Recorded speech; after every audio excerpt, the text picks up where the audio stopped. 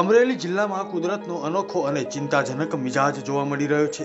કાળઝાળ ઉનાળાની વચ્ચે સતત બીજા દિવસે જિલ્લાના વાતાવરણમાં પલટો આવ્યો અને અનેક પંથકોમાં કમોસમી વરસાદ ખાબક્યો।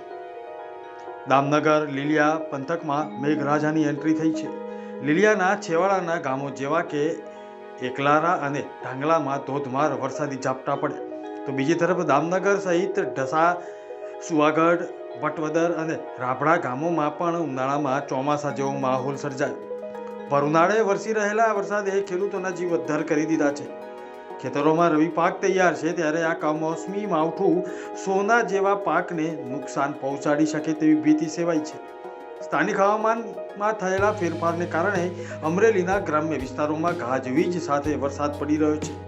પવન સાથે આવેલા વરસાદને કારણે વાતાવરણમાં ક્ષણિક ઠંડક તો પસરી છે, પરંતુ ખેતીવાડી માટે આ આફત સમાન સાબિત થઈ રહ્યો છે।